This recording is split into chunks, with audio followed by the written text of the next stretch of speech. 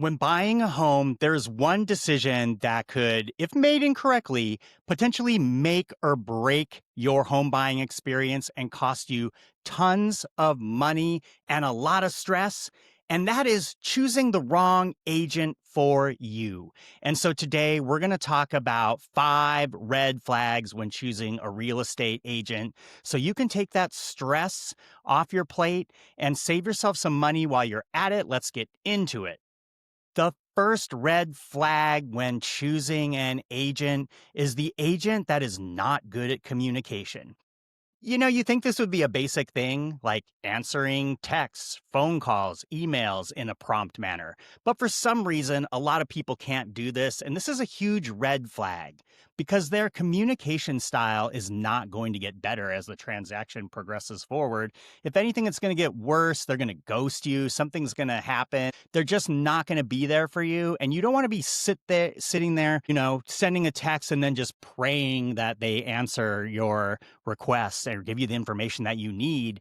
That's going to make things really stressful, and that's really going to stall the transaction. And not only is it just responding to texts and emails and other kinds of communication, it's also listening. So if you are talking to an agent and they are sort of like seem unengaged or just kind of nodding their head, and you tell them what you're looking for, what your hopes and dreams are, what your concerns are, and they just don't listen to you. And then you can usually tell this where like you're looking for a home and all of a sudden they're sort of, showing you stuff that's not in the area that you said you wanted to buy or for outside your price range.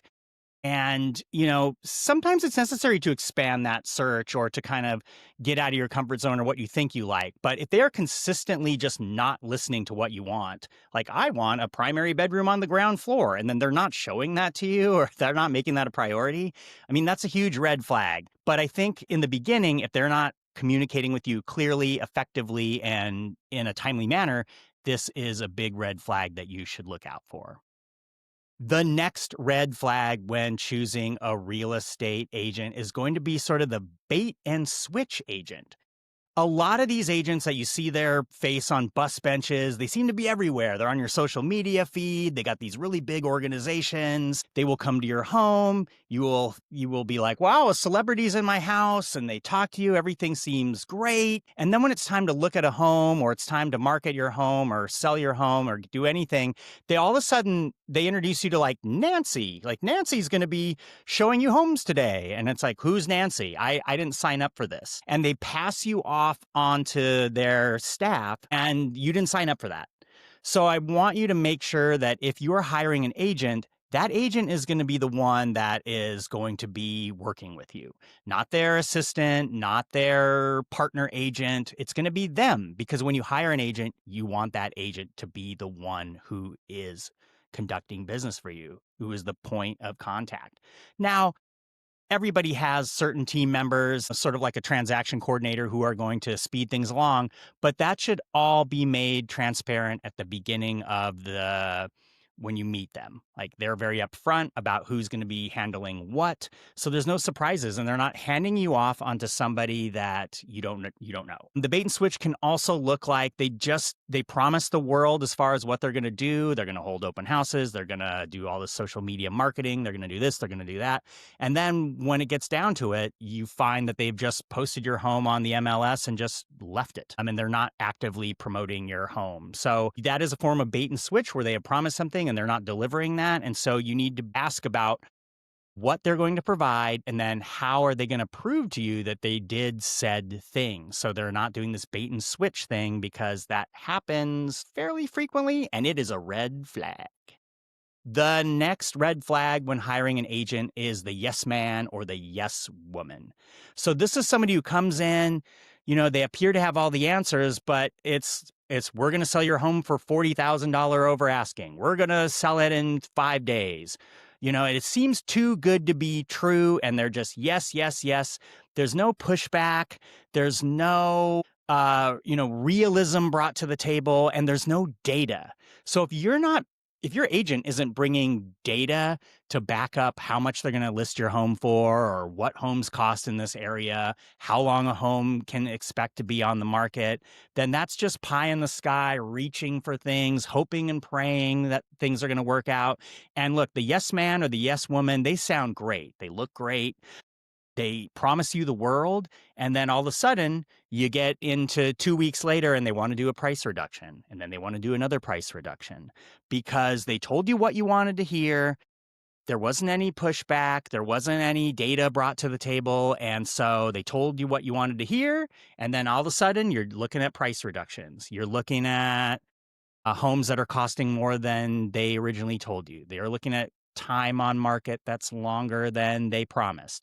So it's easy to promise things, it's easy to say yes, but it's harder to give a nuanced, realistic answer to people's questions and then, and let the cards lie where they are, because someone who's just telling you yes and promising you pie on the sky is inevitably someone who's going to come back with some kind of excuse as to why they couldn't get the job done. And that is a red flag when hiring an agent.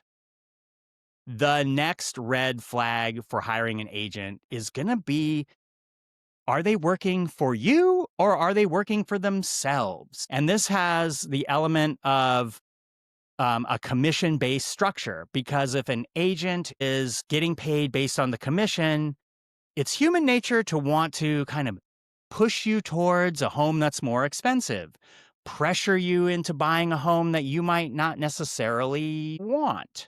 And you'll start feeling this pressure because it stops being about you and starts being about them and how much they're going to make. And because a lot of real estate agents work on a commission structure based on a percentage of the sale price of a home, that incentivizes them to push you in a way that may not benefit you, but may benefit them.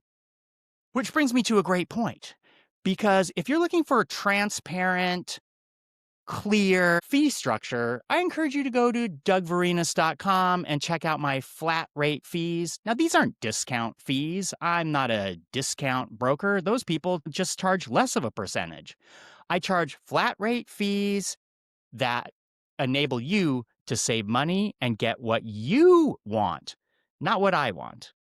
So if you're interested in having a conversation about what a flat rate fee is, how it can save you money, and how I work for you, go to dougvarinas.com. We can schedule a no pressure time to chat. I love talking about real estate. Let's talk about how I can help you. And that is a red flag. So the person who is working for themselves and not for you, you want to avoid. And finally, the final red flag, and maybe this isn't fair on my part, but it has to deal with the high-heeled shoes wearing, slick suit, sports coat agent who is kind of a one-trick pony. They're good at the beautiful homes. That's what they sell. They want to, and they can be very good at that. But if someone comes to an appointment, they're showing me a home and they have high heels, I'm pretty sure they're not going to climb into the attic or stick their head in a crawl space. So these types of agents will come in and they don't have a lot of information other than just being able to show you the home. They have a flex vibe about them. They're dressed, they have the expensive handbag, they have the expensive suit, they roll up in an expensive car, which is great, but I want to know that they're going to get in the mud to work for you. Now, real estate agents have a scope of practice that limits what they can do. They're part of a real estate transaction, and they're not inspectors, they're not lenders. But if you own a home, you have bought and sold homes, you should be able to provide general information about the condition of a home that's going to be relevant to a home buyer or seller, because it can save you a lot of time. You don't want to go under contract and then all of a sudden the inspector's like, yeah, these galvanized pipes are a ticking time bomb. Any real estate agent worth their salt should know galvanized plumbing is going to be an issue now or down the road. And so while real estate agents have a specific scope of practice, your agent should have general knowledge of home condition and how much repairs are going to cost and what to look for before you put an offer on a home. So, You know what? If you have high heels and you're an agent, drop a comment. Let me know. Maybe I'm wrong, but I just see this kind of agent as someone who just walks into a home and says, look how beautiful it is. And then they just step back and that's where the conversation ends. And to me, that's a red flag. You want to pick an agent who's going to help you buy the home that you're looking for. So to give you an example, like I use an agent who is recommended to me and they were a retail agent. They were good at helping people buy and sell homes, but they weren't an investor-friendly agent. And that's a different skill set. So you want to make sure the agent that you're hiring is going to be able to be knowledgeable about the kind of homes you are buying or selling. And that's going to be very important. And again, going to save you a lot of stress, time, and money. So the high-heeled agent, red flag for me, but let me know in the comments what you think. Did I miss anything? Are there other red flags that you've experienced? I'd love to hear about it in the comments. There are other red flags, so maybe I'll do a part 2. But for now, these are the red flags to look for when hiring a real estate agent. If you found any value in this video, please gently tap the like button, consider subscribing, and I'll see you in the next video.